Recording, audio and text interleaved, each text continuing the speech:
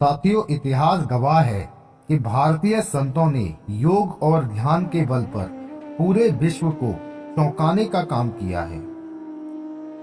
साथ ही कठिन साधना के जरिए इंद्रियों पर संयम रखने और शरीर को हर मौसम के अनुकूल बनाकर भी सबको हैरान कर दिया है।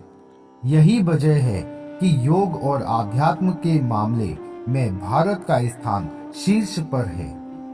वहीं योग की बारीकियों को जानने व सीखने के लिए विश्व के कोने कोने से लोगों का भारत आगमन होता रहता है। इसी क्रम में हम आपको मध्य प्रदेश के एक ऐसे संत के बारे में बताने जा रहे हैं जिनकी एक झलक पाने के लिए न सिर्फ देश बल्कि विदेशों से भी भक्तों का आगमन होता ही रहता है। हम बात करने जा रहे हैं सियाराम बाबा की। श्री सियाराम बाबा ने 12 साल का मौन व्रत धारण किया था। कोई नहीं जानता था बाबा कहाँ से आए हैं। बाबा ने मौन व्रत तोड़ा और पहला शब्द सियाराम बोले। तब से गांव वाले उनको सियाराम बाबा कहते थे। बुजुर्ग बताते हैं बाबा 50-60 साल पहले यहाँ आए थे। ये मध्य प्रदेश के खरगोन जिले के नर्मदा तट पर स्थित भट्याण आश्रम के संत श्री हैं। बाबा की उम्र 109 वर्ष बताई जाती है। भारत भूमि साधु संतों की तपस्थली के रूप में जानी जाती है। आम जनता के लिए ये तप स्थल ही तीर्थ बन जाते हैं। ऐसे ही एक संत हैं भटियाण के सियाराम बाबा। सियाराम बाबा के बारे में कहा जाता है कि उनकी उम्र 100 साल से भी अधिक है और वे रोजाना 21 घंटे रामायण का पाठ करते हैं। बिना चश्मे के वे रामायण की चौपाइयों को पढ़ते हैं। संत बाबा के तन पर कपड़े के नाम पर केवल एक लंगोटी होती है। कड़ाके की ठंड हो, बरसात हो या फिर भीषण गर्मी हो, बाबा लंगोट के अतिरिक्त कुछ और धारण नहीं करते। ग्रामीण लोग बताते हैं कि आज तक उन्होंने बाबा को कभी पूर्ण वस्त्रों में नहीं देखा है। श्रद्धालु बताते हैं कि बाबा 10 सालों तक खड़े होकर तप किया करते थे। बाबा के बारे में किसी को अधिक जानकारी नहीं है। ग्रामीणों के मुताबिक बाबा हनुमान जी के परम भक्त हैं। नर्मदा नदी के किनारे ही हनुमान जी का एक छोटा सा मंदिर है, लेकिन किसी विवाद के चलते मंदिर को दीवार से पूरा ढक दिया गया है। ग्रामीणों का कहना है कि मंदिर पर दीवार होने के बाद कान लगाने पर भी घंटी की आवाज आती है। ग्रामीण बताते हैं कि बाबा वर्षों पूर्व महाराष्ट्र से नर्मदा के किनारे आए थे। आश्रम में आने वाले श्रद्धालुओं से बाबा सिर्फ 10 रुपए का दाम लेते हैं।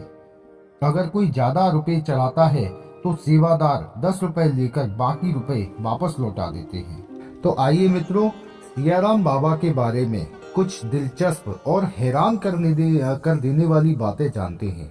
बाबा की उम्र 109 वर्ष बताई जाती है। हालांकि कोई इनकी उम्र 80 बताता है तो कोई 130। वहीं मीडिया रिपोर्ट्स की माने तो इनकी उम्र 109 के आसपास हो सकती है। बाबा भगवान हनुमान जी के परम भक्त हैं और आपको निरंतर रामचरितमानस का पाठ करते मिल जाएंगे। ऐसा माना जाता है कि सियाराम बाबा का जन्म महाराष्ट्र के मुंबई में हुआ था और उन्होंने 7वीं-8वीं क्लास तक पढ़ाई भी की है।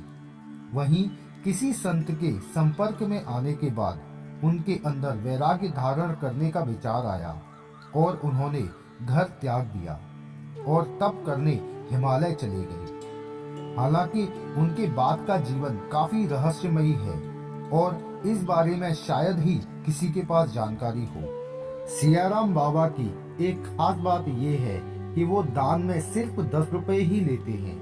अगर कोई 10 रुपए से ज्यादा उन्हें दान देता है तो वो बाकी के पैसे उन्हें लौटा देते हैं। कहते हैं कि एक बार अर्जेंटीना व ऑस्ट्रिया के कुछ लोग बाबा के दर्शन करने के लिए उनके आश्रम गए और उन्होंने 500 रुपए बाबा को दान भी दिए।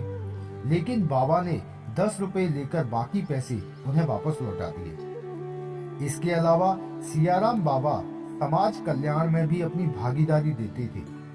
मीडिया रिपोर्ट्स की माने तो बाबा ने नर्मदा घाट की मरम्मत और बारिश से बचने के लिए शेड बनवाने के लिए 2,57 करोड़ रुपए दान में दिए थे। ये पैसा उन्हें आश्रम की डूब के मुआवजे के रूप में दिया गया था।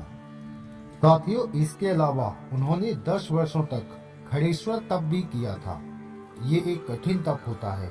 इसमें तपस्वी को सोने से लेकर दिन भर के सारे काम खड़े रहकर ही करने होते हैं। ये सब बाबा की योग साधना से ही संभव हो पाया।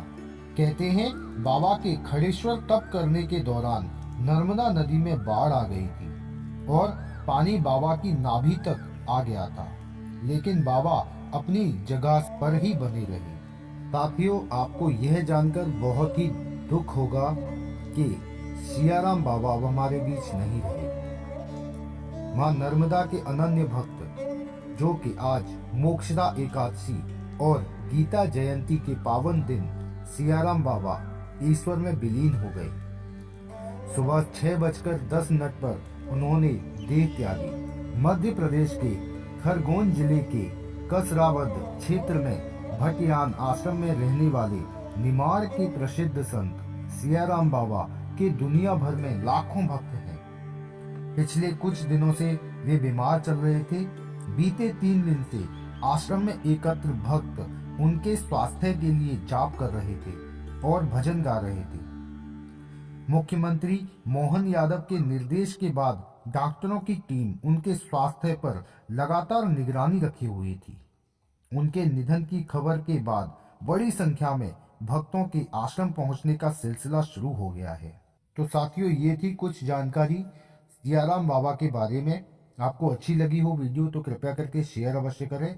दोस्तों, इसी तरह की वीडियोस देखने के लिए हमारे चैनल ब्रज आस्था को सब्सक्राइब कर लें।